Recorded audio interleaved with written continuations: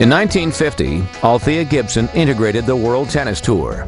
Tennis had basically been a segregated sport until Alice Marble, who dominated the game in the late 30s, wrote an editorial in American Lawn Tennis magazine supporting Gibson's right to play.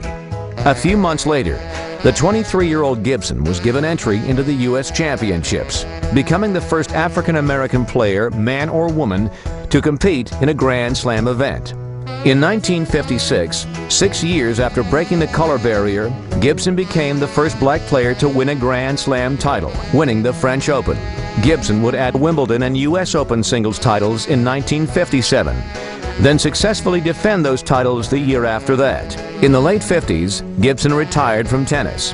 In 1964, she became a professional golfer, becoming the first black woman on the LPGA Tour.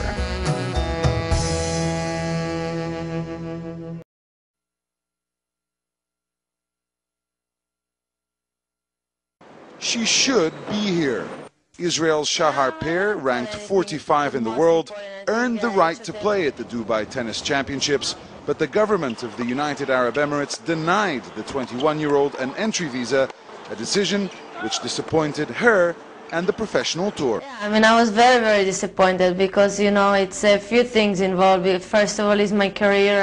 It's a big tournament. It's a $2 million tournament, and all the good players are playing there.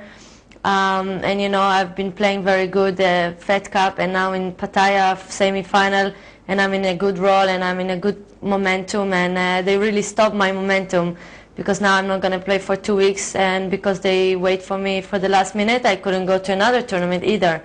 So this is very disappointing, and I think it's not fair. We haven't been given an exact reason why a visa was denied, but I do know that Israel does not have diplomatic relations with the UAE. Having said that, we were assured when the tournament was sanctioned for Dubai that if Israeli wanted to play, they would be given permission to play. So this runs counter to everything that we were promised, and I think it's a real setback, not just for the world of tennis, but the whole international sporting community. It has been challenging getting a local perspective on the story. There's no comment from the government. The tournament director cancelled a previously arranged interview with CNN, and even the sponsors are refusing to go on the record. I did have a chance to speak with a couple of the players, and they had different takes on the issue at hand. I really feel sorry for her, and I mean, I wish she can play here. I think she's a very sensitive girl, and she really, you know, cares about the situation like we all do.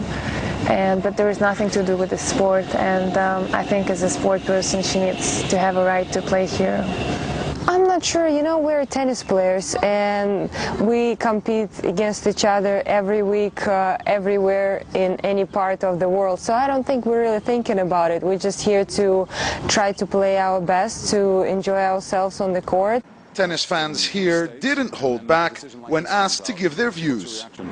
I think it's appalling. Irrespective of what is happening in the world, this girl's earned a place in the tournament and she's not allowed to play. So, to the tournament, you should have any player should be able to come and play. They should have all the rights to come and play. Everyone should have. Eastern Christian High School's Gene Hill is one of North Jersey's best tennis players this season and is expected to be among the top qualifiers in the Passaic County Tennis Championships later this week. Hill is just a junior and is somewhat untested thus far.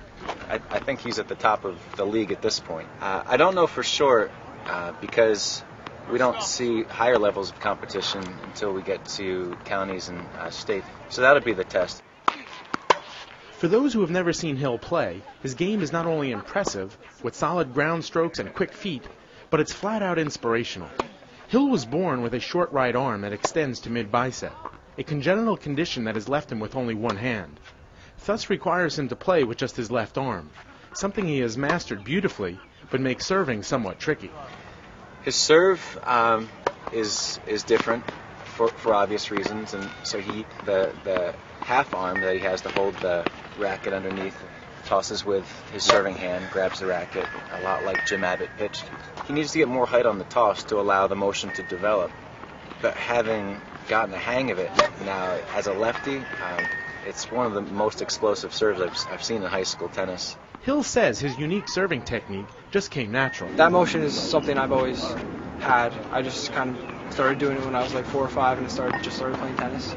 it's something I've worked on hard. For many people, having half an arm, or a nub as he calls it, would be a handicap with physical limitations.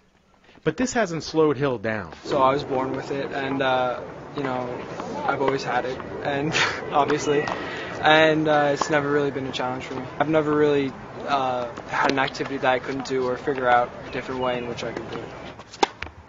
Well, the entire time we're watching him play, we're talking about him basically the whole time, because it's that fun to watch him. You look at him, you wouldn't think that he's so good at that, but he's absolutely amazing. Hill says he started to get serious about tennis 2 years ago and has set some lofty goals for himself. Well, I'd like to have good showings at both the county and state tournaments this year.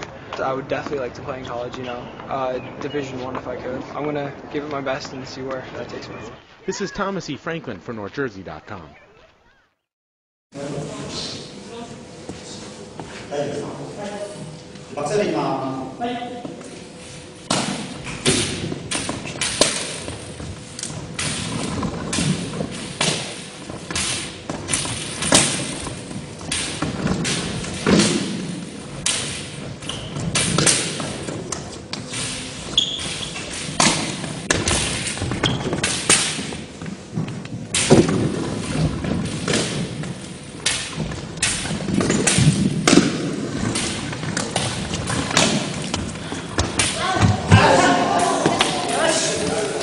The gay athletes, it hurts the straight athletes, because there are a lot of girls that I know about in the States that don't get involved in sports because they don't want to be called dykes or queers or lesbians or whatever, because people again are assuming, or it's still used in a negative connotation. The bullying and the name calling is not called by the teachers, and kids don't get involved in sports. Girls don't get involved in sports because they don't want to be called that. Even the straight girls, never mind the gay girls. So homophobia hurts everybody across the board, and that's what people don't realize.